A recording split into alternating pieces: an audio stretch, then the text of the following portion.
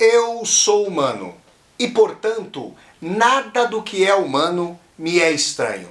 Assim falava o poeta e dramaturgo romano Terêncio, e assim falo eu, Flávio Ricardo Vassoler, escritor, professor e youtuber. E hoje, em mais um vídeo de leitura literária aqui do meu canal do YouTube, eu trago para vocês fragmentos da obra A Casa dos Mortos, o exílio na Sibéria sob os Romanov, do historiador inglês Daniel Beer, obra de 2016. Sem mais, eu passo a palavra ao historiador inglês Daniel Beer para ele falar sobre o exílio na Sibéria sob os Romanov, o exílio siberiano do século XIX. Vamos lá, gente!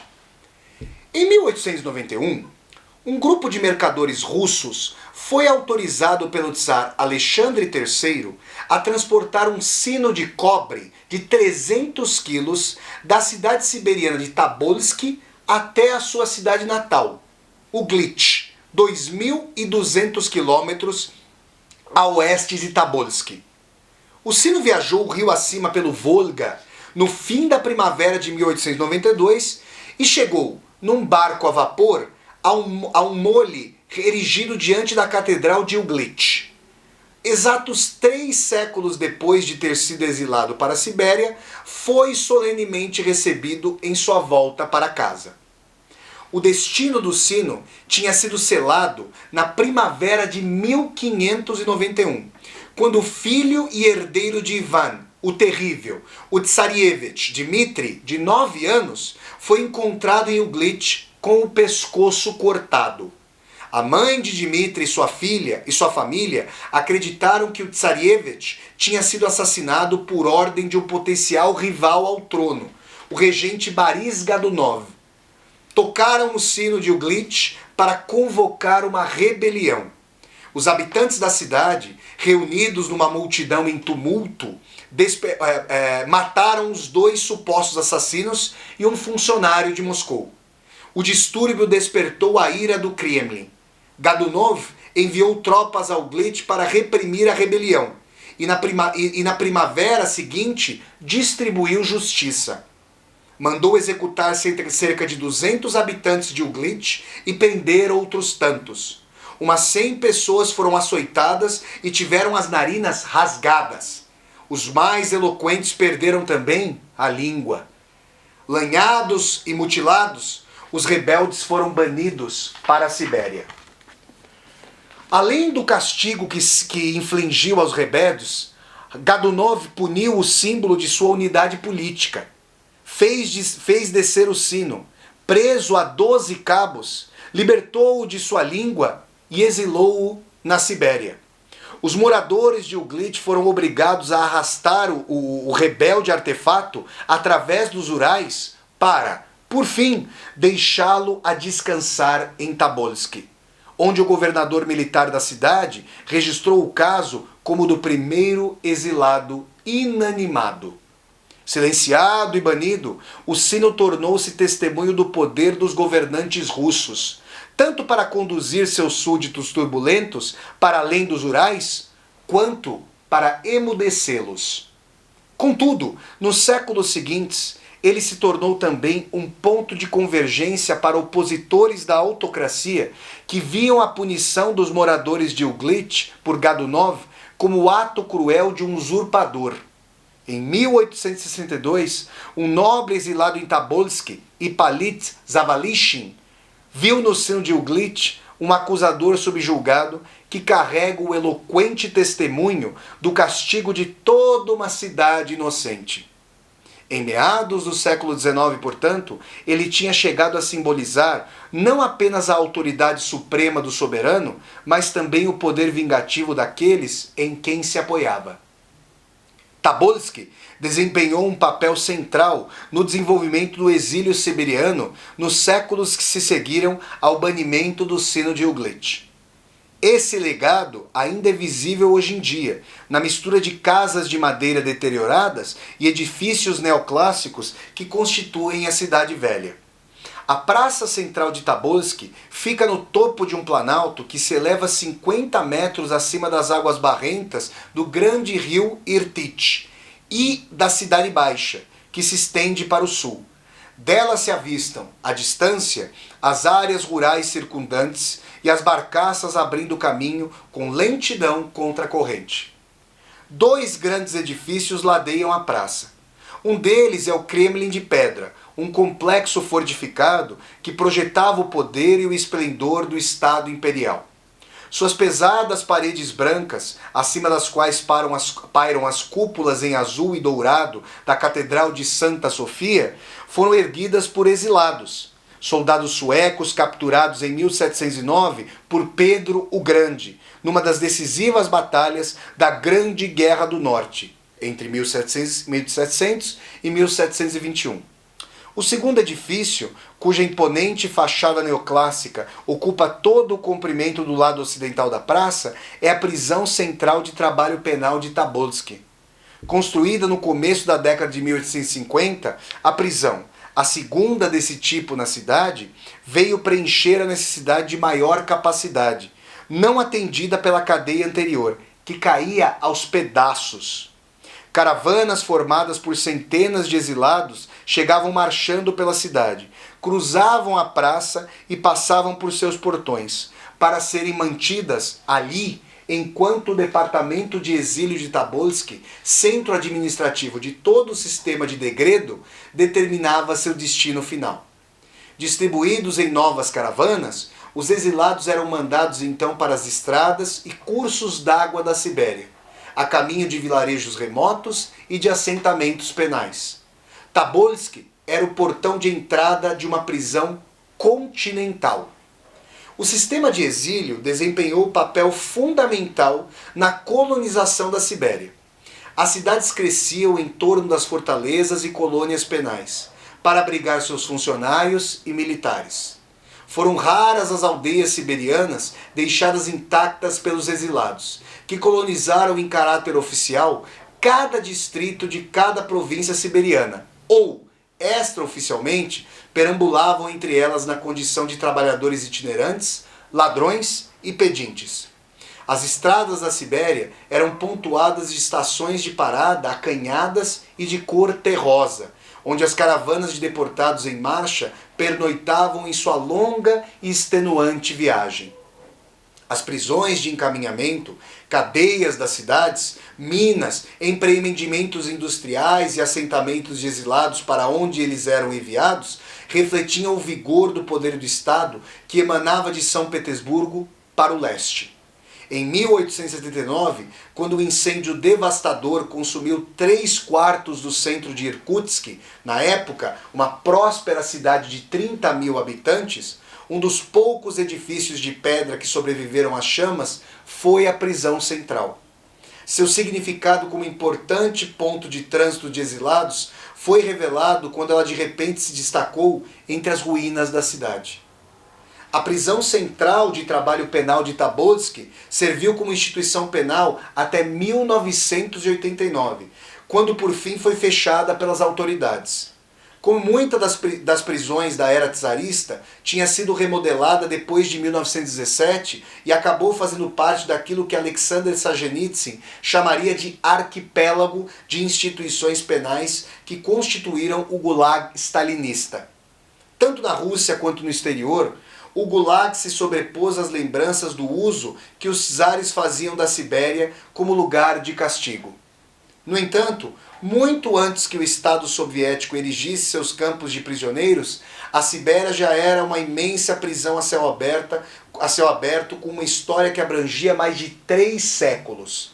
A Sibéria, o nome russo Sibir, pronuncia-se justamente Sibir, torna pequena a Rússia europeia.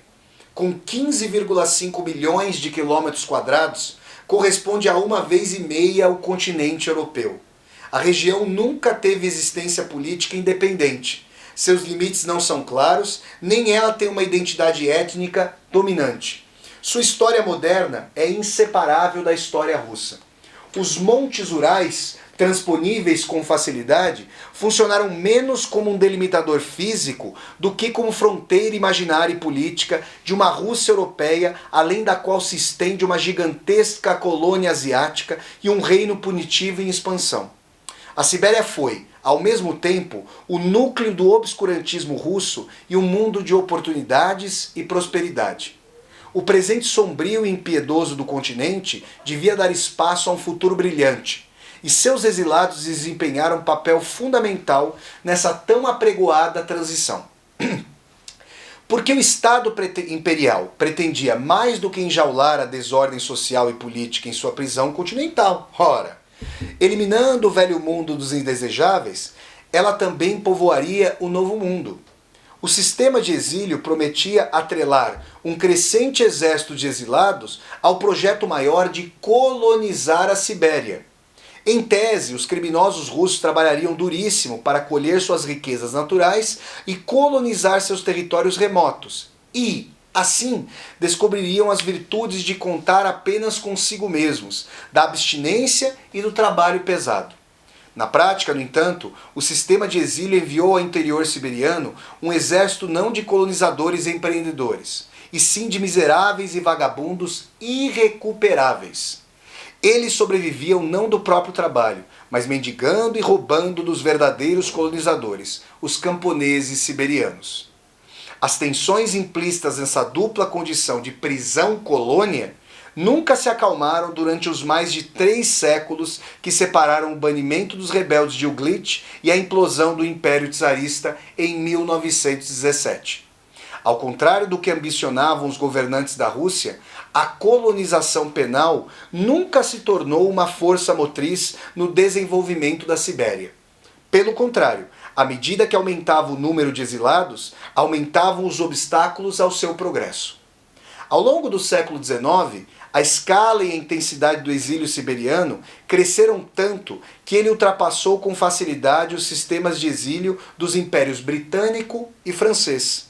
Os britânicos enviaram cerca de 160 mil condenados à Austrália nas 8 décadas transcorridas entre 1787 e 1868. O Estado francês, enquanto isso, tinha uma população carcerária de cerca de 5.500 pessoas em suas colônias de além-mar entre 1860 e 1900.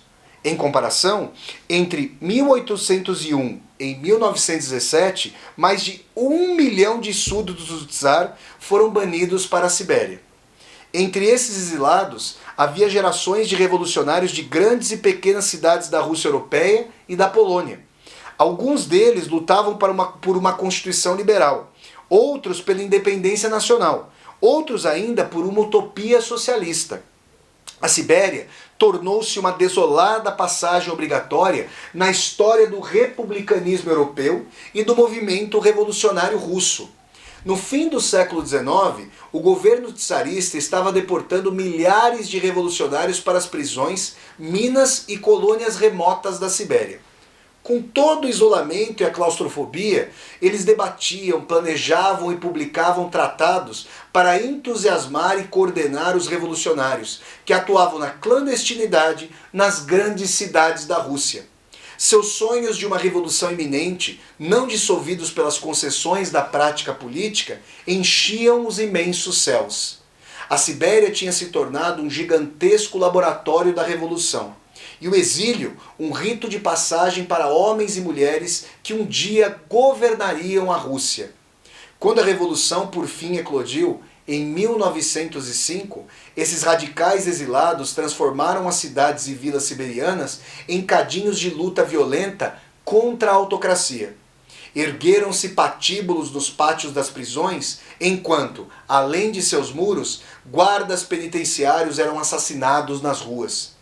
De lugar de quarentena contra o contágio da Revolução, a Sibéria tornou-se a fonte mesma da infecção. As biografias e os escritos de uns poucos luminares dominam a memória histórica do exílio siberiano antes da Revolução Russa. Alguns deles, como Fyodor Dostoiévski e Vladimir Lenin, eram eles próprios exilados. Outros, como Anton Chekhov e Lev Tolstói, Desenharam retratos vívidos da vida dos condenados na Sibéria em suas reportagens e em textos ficcionais.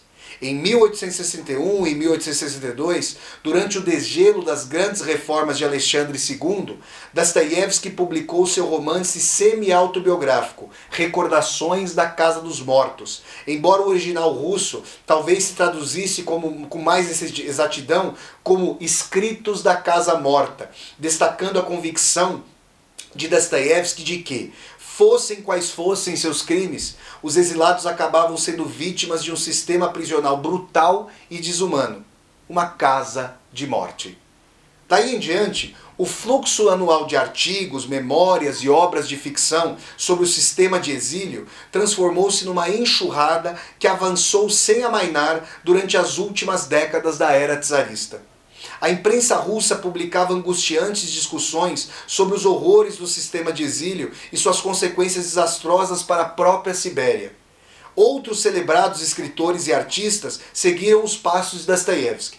No conto No Exílio, de 1892, Tchekhov narra os longos anos de banimento na Sibéria que destituíram o velho ferroviário de qualquer sentimento de compaixão, esperança e desejo. O antigo exilado, exclama seu jovem companheiro, já não é um ser vivo, é uma pedra, argila. Em 1884, Ilya Repin pintou O Retorno Inesperado, o olhar escaveirado de um jovem esquelético que entra na sala de jantar de sua família e a reação confusa e chocada de seus parentes. Tudo isso dispensa explicação. Todos e cada um dos contemporâneos de Repin entenderam a cena da volta ao lar de um exilado político. A pintura de Repin pertence a uma tendência geral imaginativa do banimento, da crueldade e do sofrimento associados à Sibéria de maneira indelével. Em 1892, quando Alexandre III afinal autorizou a volta do sino de Uglitch à sua cidade natal, a imprensa russa saudou o gesto como uma expressão de magnanimidade do monarca. Mas à luz da crescente repulsa popular quanto à desastrosa colonização penal de um continente, o retorno do sino mais pareceu o reconhecimento do fracasso ou mesmo uma derrota. No exterior, também o exílio estava manchando o nome da autocracia. Em 1880, a revista satírica britânica Judy publicou uma tirinha que resumia de maneira clara a opinião de muitos observadores ocidentais. Mostrava um urso russo vestido de gendarme carregando uma tocha de civilização e conduzindo uma aparentemente interminável fileira de prisioneiros acorrentados para a Sibéria. O drama dos presos políticos russos e poloneses no exílio suscitou a simpatia e a indignação do público na Europa e nos Estados Unidos, que denunciou a tirania da autocracia. O mais eloquente e bem informado porta-voz estrangeiro dos presos políticos do Império foi o jornalista e explorador estadunidense George Kennan. Tendo no início simpatizado com a luta do governo russo contra o que ele pensava serem fanáticos perigosos, Kennan foi autorizado pelo Ministério do Interior, no fim da década de 1880, a viajar pela Sibéria e relatar o que tinha encontrado. O que descobriu foram milhares de homens e mulheres que não eram, segundo ele, radicais perturbados e perigosos, mas mártires da causa da liberdade. Em todo o mundo, a Sibéria estava se tornando sinônimo do despotismo dos czares. Embora a sorte de escritores revolucionários na Sibéria tenha se tornado bastante conhecida, tanto na Rússia quanto no estrangeiro, o mesmo não poderia ser dito da imensa maioria dos exilados ali. Para cada radical banido, milhares de criminosos comuns e suas famílias foram expulsos para a Sibéria e para o esquecimento. A maior parte deles era de analfabetos e carentes dos recursos necessários para registrar suas experiências para a posteridade. Sua sorte só sobrevive em relatórios policiais, petições, atas de julgamentos e correspondência oficial que foram compilados e retidos pelo Estado policial cada vez mais desenvolvido e sofisticado. Esses documentos, atados em maços e arquivados em grosseiras pastas de papelão nas empoeiradas e deterioradas coleções dos ministérios czaristas, encontram-se hoje em dia em arquivos de Moscou, São Petersburgo e em diversas cidades siberianas. Foi desse conjunto de provas de arquivo e da massa de memórias e diários publicados que esse livro recuperou as experiências de revolucionários e criminosos comuns na Sibéria, desde a coroação de Alexandre I em 1801, a abdicação de Nicolau II em 1917. Suas vozes contam a história da luta da Rússia para governar seu império prisional quando o regime czarista colidia de maneira violenta com as forças políticas do mundo moderno. Pessoal, essa foi a leitura de trechos do livro A Casa dos Mortos, o exílio na Sibéria sobre os Romanov, do historiador britânico Daniel Beer. Se vocês gostaram de mais esse vídeo de leitura literária aqui do meu canal do YouTube, eu peço que vocês deem um like no vídeo, curtam o vídeo, disseminem esse vídeo pelas redes sociais para que nós possamos chegar cada vez mais e mais pessoas. E se vocês estão chegando ao canal pela primeira vez, sejam muito bem-vindos e bem-vindas. Eu peço que vocês se inscrevam aqui no canal e toquem a sinetinha para poderem receber as notificações. Além de deixarem aqui embaixo desse vídeo o comentário de vocês para nós podermos conversar. E mais, embaixo desse vídeo vocês vão encontrar uma tecla chamada Seja Membro. Se você gosta dos meus vídeos de leitura literária, histórica, das minhas aulas ao vivo, das minhas resenhas de filmes e das minhas resenhas de livro, considere a possibilidade de se tornar um membro ou uma membro humanista aqui do canal e patrocinar, segundo sua possibilidade, esse projeto de universidade aberta no YouTube. Então é isso, pessoal. Até a próxima leitura literária aqui do meu canal e tchau, tchau!